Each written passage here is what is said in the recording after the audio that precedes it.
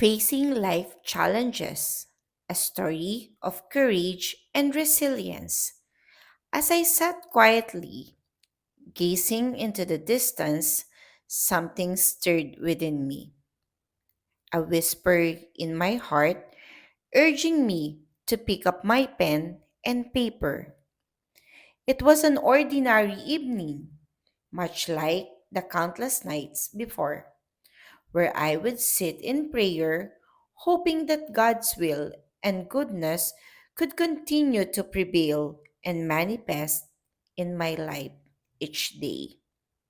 Suddenly, a thought crossed my mind, a question that lingered: what truly defines a happy and successful life?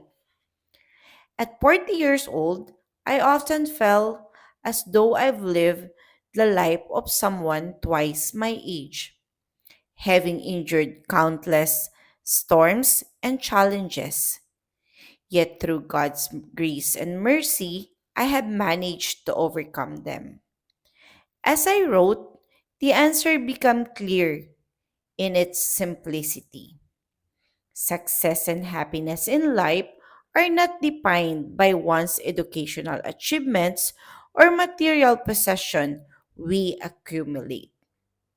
Throughout my journey, I've experienced a life of abundance, a life where I hardly had to worry about material needs. I held a career that many could only dream of.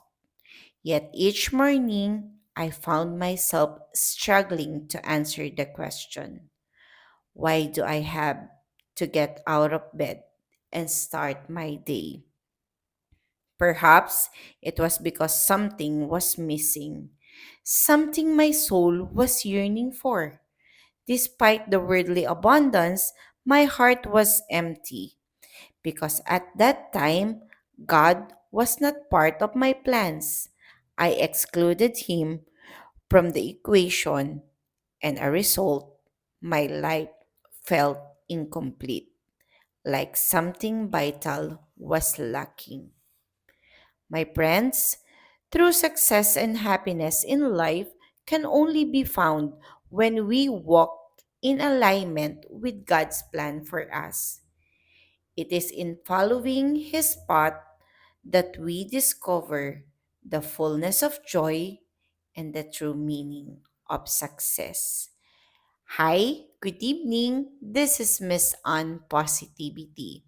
Always remember that a grateful heart produces positivity in our hearts and in our lives. Magandang gabi po.